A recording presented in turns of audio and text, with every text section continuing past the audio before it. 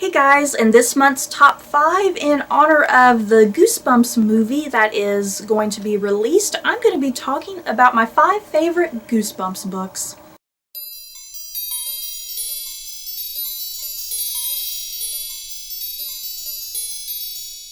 You guys, it was elementary school. It was the early 90s. The Goosebumps series by R.L. Stine, they were the it book. You were so cool if you had a Goosebumps book.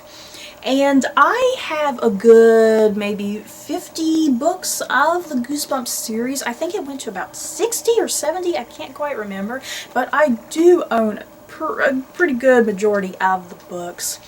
And yeah, the Goosebumps series, they're by R.L. Stine. They're just really short, really simple stories. At the time, they were considered part of like the horror genre, but nowadays I think they're more considered just kind of cheesy children's literature, and they're not really terrifying anymore. But back in the day, they were pretty terrifying. And man oh man, it was so difficult to narrow down my top 5. Like I said, I think I have about 50 of the books, and there were so many that I could remember and so many that I recall just enjoying. But the 5 that I've picked, these are the ones that just, for some reason, really just stand out to me. At number 5, I have Revenge of the Lawn Gnomes, and this is about these crazy homicidal gnomes. I think what I liked about this one is the fact that R.L. Stine took these popular inanimate objects, you know, something that you just wouldn't really think of, and he took these inanimate objects and made them terrifying. And I remember when I read this book, I remember, you know, anytime I would pass somebody's lawn and I would see lawn gnomes, I'd sit and think to myself, oh my god, are they crazy lawn gnomes? Are they gonna wake up in the middle of the night and kill me? So yeah, for this one, it just had such a unique premise that I really enjoy. Just something really different compared to a lot of the books in the series. At number 4, I have Let's Get Invisible, and this one is about this weird mirror, and the kids, they can like touch the mirror or something, and they go like through the mirror into this whole different mirror world, and it's all sorts of weird and crazy and freaky, but oh so good. And this book, it was also turned into an episode for the TV series, and I remember really enjoying the TV episode as well, and it was pretty much exactly like the book.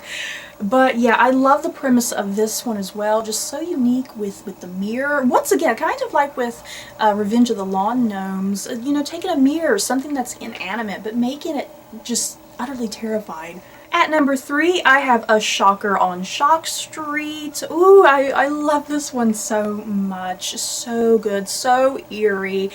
Just to read you a quick synopsis, I can't totally remember, but it's about this this guy and girlfriend.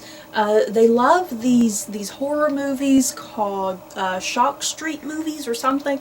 So they get invited to go to the Shocker Studio theme park. So yeah, this whole book is kind of like a twisted version of like Disney World or something. Or maybe not Disney World, but like Universal Studios more like it, I think, since that's more focused on movies. But yeah, I love the premise of this one. I love the premise of all the Goosebumps books, you guys. And this one had such a great twist ending. The twist ending has stuck to me even to this very day. It's probably been way over a decade since I read this book, but I still remember the twist ending, and it still just shocks me every time.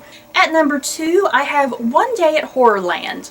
Like I said, A Shocker on Shock Street is kind of like the demented version of Universal Studios, and I think One Day at HorrorLand can probably be like the equivalent of like a messed up version of Disneyland, perhaps, or at least a wacky, crazy carnival land. But yeah, this one's about this family. I think they want to go to some sort of zoo, but they get lost on the road, and they come to this amusement park instead. And of course, this is one crazy amusement park, and yeah, it's pretty terrifying. And if I'm recalling correctly, this book, when they get on specific rides, things actually start really happening and like things that shouldn't be really happening. Like their lives are literally put in danger from being on these rides.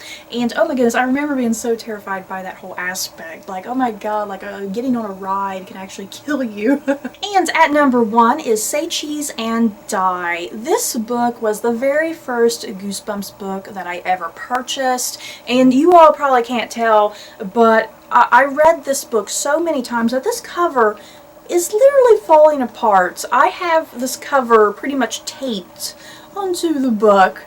But yeah, this book, it's falling apart. It's a big mess, but oh my goodness, I love this book so much. It was my top favorite. I've read it a million times. It's about these friends who find this weird kind of futuristic looking camera, and when they start taking pictures later, they realize that the photos were depicting things that were going to happen in the future. So yeah, they would see these weird images, and they would all, once they realized the future, it was predicting the future, they would all start getting really terrified about their fate and whatnot. So yeah, just, oh, such a great premise. I loved it. That's my top 5 favorite Goosebumps books. I wish I could have gone into the plots a bit more. I probably didn't make any sense with what I was talking about. I've not read these books in such a long time, and I was just kind of reciting from memory what I could. And man, doing this video, it's been making me want to reread my books. I've not read them in such a long time.